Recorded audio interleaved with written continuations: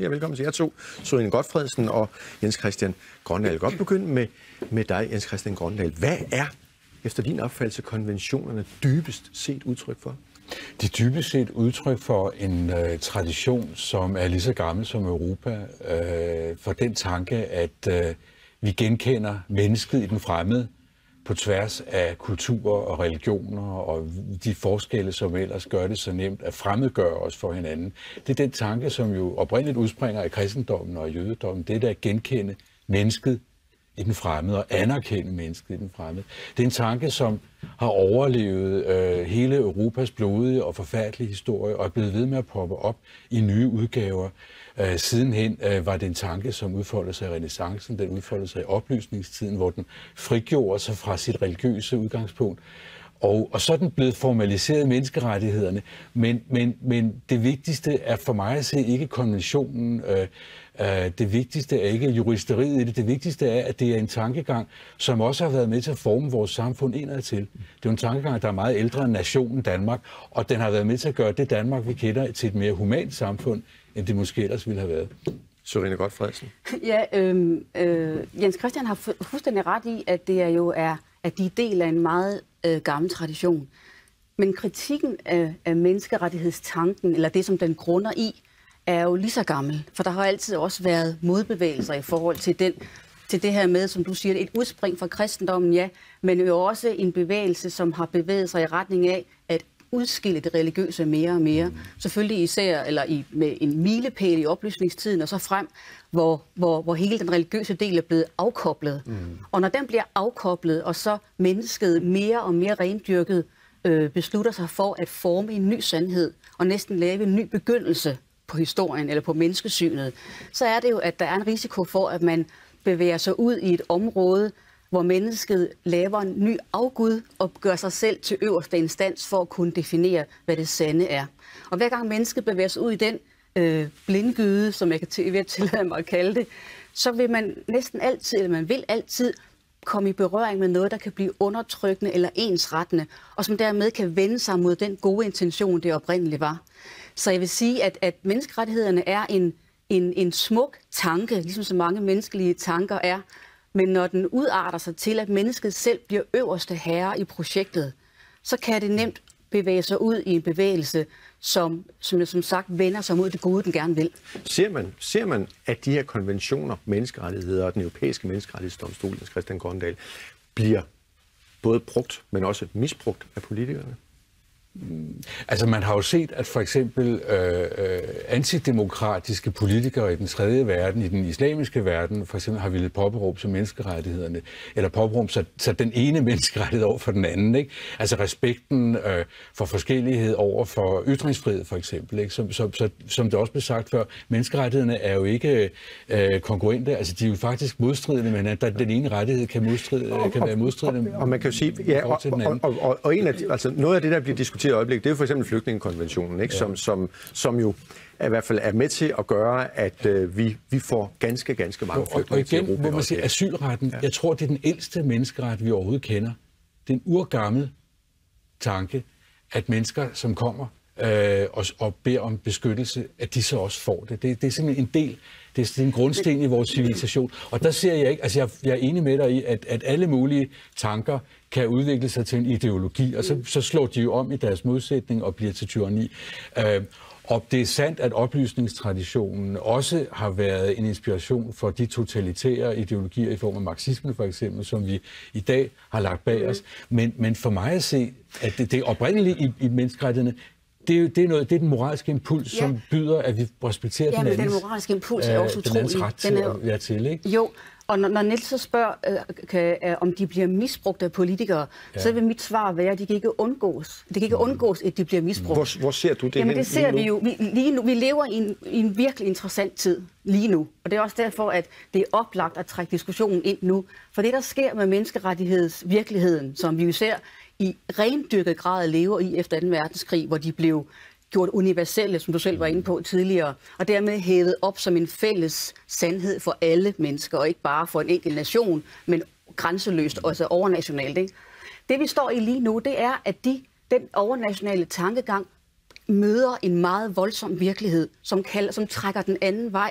Og hvis man siger, hvordan bliver det misbrugt, jamen det gør det jo for eksempel over hos vores højt elskede naboer over hos svenskerne, der er det blevet misbrugt i et ekstrem grad, fordi ideologien med at ville ophæve alle forskelle og netop rendyrke tanken om at byde et hvert menneske velkommen i den smukke tanke, som det er, har udartet til en tilstand, hvor det netop, som jeg var inde på før, udarter til kaos selvfølgelig som det første, men også måske en undertrykkelse af den befolkning, som er nødt til at underlægge sig en overordnet, grænseløs tankegang, og dermed må give køb på det, som man måske gerne vil værne om. Så vi lever altså lige nu i en konflikt mellem den store overordnede, universelle, i mine øjne noget utopiske tankegang, og så den konkrete virkelighed, der råber, hvad med os? Hvad gør vi med den virkelighed, vi står i hver dag? Grøndal. Jamen, jeg vil omvendt sige, at det er rigtigt, at man kan bruge menneskerettighederne til at trylle folk, men jeg synes, det er mere nærliggende for mig at se på, at menneskerettighederne i den historie, de nu har haft, har været et korrektiv til den magtudøvelse, der foregik rundt omkring i verden. Det har været noget, man kunne henholde sig til for at kritisere en magtudøvelse, som var voldelig og som var undertrykkende. Så har man kunnet henvise til menneskerettighederne for at sige, at tingene kan være anderledes. Så jeg synes i lige så høj grad, at menneskerettighederne hele tiden rummer en iboende magtkritik. Menneskerettighederne kan være mange forskellige ting, men jeg synes, det er det mest nærliggende for mig. Og det er vel netop, kan man sige, magtkritikken, som vi ser lige i øjeblikket. Ikke? Altså, vi har et pres mod Europa, Sørine Gotfredsen. Vi har nogle politikere, som prøver på forskellig vis, nogen med større held end andre, at smyge sig udenom. Og så kommer magtkritikken i form af nogle konventioner og siger, vi er nødt til at hjælpe, og det har vi faktisk forpligtet os til at gøre. Jo, men så må man jo det afhænger af, hvordan man definerer magt. For det er rigtigt nok, enhver nation har nogle politikere, som sidder med magten. Og der vil jeg så sige, den magt har de politikere også en stor ret til at udøve i deres eget land. Så er hele menneskerettighedstanken og konventionerne en slags overordnet magtinstans, som siger, vi ønsker og vi stræber efter, at alle indretter sig efter den samme moral og det samme menneskesyn, og det samme opgør med forskellighed, det samme opgør med begrebet diskrimination, som er et begreb, som vi i dag opfatter som, vi er opdraget til at tænke som noget ubetinget negativt, selvom diskrimination jo er et begreb, som i virkeligheden er med til at skelne mellem blandt andet folk og forskellige, eller fastholde, at vi er forskellige, og at folk skal behandles forskelligt. Og i de tider, vi har lige nu, der er det, vil jeg mene, det er magthavernes ret i en nation at sige, vi laver en diskrimination mellem dem, der er i landet, som er landets borgere, og dem, der ikke er. Den ophævelse af de der begreber, som egentlig er naturlige, fordi vi er skabt ind i en forskellighed, det er en anden form for magtudøvelse. Grøndal, jeg kunne godt tænke mig at spørge dig, at der bliver diskuteret Brian Mikkelsen i det klip, vi havde lige før, hvor han som justitsminister er inde på hele diskussionen omkring den danske grundlov, der står over for, i det her tilfælde, menneskerettighedskonventionen. Hvad står højst? Grundloven, den danske grundlov eller menneskerettighedskonventionen? Det er et godt spørgsmål. Det er et godt spørgsmål. Jeg er jo ikke jurist, så det kan jeg egentlig ikke svare på. Men jeg vil hellere sige... Hvad synes du, det burde være? Jeg synes, at den argumentation... Nej, lad os lige holde det. Hvad synes du, det burde være? Menneskerettighedskonventionen kontra grundloven. Hvad burde stå stærkest? Ja, det vil jeg ikke svare på, fordi for mig at se, så er det værdifulde i grundloven og det værdifulde i menneskerettighedskonventionen. Det flyder sammen for mig. Det er det samme værdigrundlag. Nogle gange kolliderer det er det samme, ja, men det er jo også derfor, at vi er nødt til at se på den virkelighed, vi befinder os i. Og virkeligheden er ganske rigtigt, at vi oplever det her enorme pres. Men jeg synes, at når man bevæger sig ud af den argumentationsrække, som du gør, så forstærker man den udvikling, Europa er præget af i øjeblikket. Europa er præget af en udvikling, hvor de enkelte lande forskanser sig, i stedet for at søge sammen og finde en fælles løsning på problemet. Og jeg er fuldstændig enig i, altså det er jo indlysende, at det ultimativt gode, som menneskerettighederne er et udtryk for, formentlig er en utopi. Men jeg synes, at det stadigvæk at det er vigtigt at have som et pejlemærke, som et kompas i en situation, hvor vi oplever, at den modsatte drift er meget stærkere. Driften til at tro, at man kan værge for sig og holde de her flygtninge ud. Jeg tror, at fordi det, jeg synes, at virkeligheden i det er, at det her pres, det er kommet for at blive. Så uanset hvordan vi forholder os, vil det blive ved med at være der. Og rigtige vil jo være, at Europa langt om længe finder ud af at løse problemet i fællesskab, i stedet for at man forskanser sig. Jeg tror, at det som du har en utopisk undertone i det, du siger nu, fordi du anerkender, at der er den her drift efter at lukke sig og samle sig, og den bør vi hæve os op over og finde fælles løsninger. Der er det jo min påstand med det menneskesyn, jeg har. Det kommer vi ikke til at hæve os op over. Og hvis vi bliver ved med den her overbygning af en større sandhed om, hvad alle burde indse vil være det rigtige for os, og proppe den ned i hovedet på folk, så vil du kun lave et større modtryk. Og jeg tror, en lille detalje, Niels, inden du afbryder mig, det er det her med i forhold til, vi er også i en tid, hvor vi taler om en utrolig mistillidskløft mellem borgere og politikere. Den tror jeg altså også har noget at gøre med, at politikerne netop navigerer i et rum af en selvfølgelig overnational tænkning og nogle hvad kan man sige, store visioner, som godt kan modsiges af eller føles meget mærkeligt for mennesker i en konkret virkelighed. Men lad os prøve at gøre det meget, meget konkret. Altså ved adskillige lejligheder, der har den europæiske menneskerettighedsdomstol, den har ofte tvunget Danmark, og også andre lande, men lad os nu bare holde os til Danmark, til at ændre politik. Og så kan man vel sige, det var da egentlig meget heldigt, vi havde den, fordi ellers havde vi overtrådt nogle menneskerettigheder, som vi vel egentlig i det daglige synes er meget fornuftige, at vi skal overholde. Og så kom der rent faktisk nogen og sagde, det skal vi gøre. Og det er et godt eksempel på, at der hele tiden sker en afvejning mellem den ene drift og den anden drift. Der findes en drift mod forskansning, den er naturlig for et hvert samfund, og så findes der nogle værdier i samfundet, som også findes i den overnationale struktur, som menneskerettighederne er, og som handler om åbenhed. Altså åbenhed og lukkethed er to kræfter, der simpelthen hele tiden står og arbejder mod hinanden. Og der tror jeg, det er utrolig vigtigt både at have nogle formaliserede fora, hvor den diskussion kan foregå. Jeg tror også, det er enormt vigtigt, at vi indadtil i vores eget samfund har den diskussion med os selv.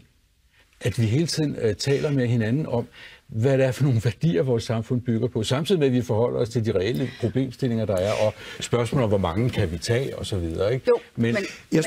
Jeg spurgte indledningsvis i oplægget, der sådan måske lidt kægt, om de her konventioner og menneskerettigheder, om de er et levn fra gamle dage, eller om det er sidste værn for civilisationen. Der vil jeg godt sige, at det er ikke et levn, fordi det, som de er udtryk for, det er en fuldkommen tidløs menneskelig trang til at skrive historien forfra og lave et menneskesyn og en sandhed, som man selv definerer fuldstændigt. Altså den store russiske forfatter Dostojevskij sagde jo allerede sidst i 1800-tallet, Europa har mistet Kristus. Dermed mener han jo, at vores kristne åndshistorie er sådan set afløst af en ny utopi og en ny humanisme. Og det er den, som menneskerettighederne i dag er et meget stærkt udtryk for. Så det er ikke et levn. Det er simpelthen et udtryk for menneskets evige forsøg på at sætte sig selv i et Guds sted for nu at blive en smule forkyndende. Der er jo altså meget, meget uenige, fordi jeg mener ikke, at menneskerettighederne betegner en ny ideologi. Jeg mener, at menneskerettighederne er det seneste, eller et af de seneste kapitler i en meget, meget gammel fortælling om mennesket. Den er lige så gammel som Europa, og den er hjertet i den kultur, som vi alle sammen er en del af. Så jeg mener, det er stik modsatte. Men jeg skal lige sige, når jeg siger en ny ideologi, så er det jo ikke dermed ment, at det netop er en meget ny opfindelse, men at det er menneskets evige forsøg på at sige, nu vil vi selv definere, hvad der er sandt. Her til sidst og meget kort, den her kampen om menneskerettighederne, som bogen her, debatbogen også hedder. Altså, vil konventionerne, vil menneskerettighederne overleve det pres?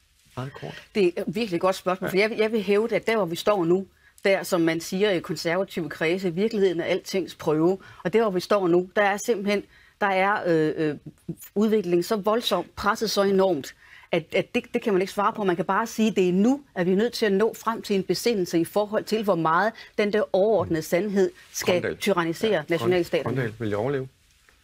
Jeg tror, at ånden i dem vil overleve. Det håber jeg meget, fordi det simpelthen handler om, hvem vi er. Vi kan ikke lukke os til, uden at forandre os til det værre. Vi kan heller ikke tage imod hele verden, men vi er nødt til hele tiden at udsætte os selv for den modsigelse, som ligger i spændingen mellem det nationale og det overnationale, mellem trangen til at lukke sig til, og erkendelsen af, at det handler om at anerkende det andet menneske. En del af kampen, den foregår i hvert fald lige i øjeblikket i Bruxelles over en middag. Tak fordi I kom begge to.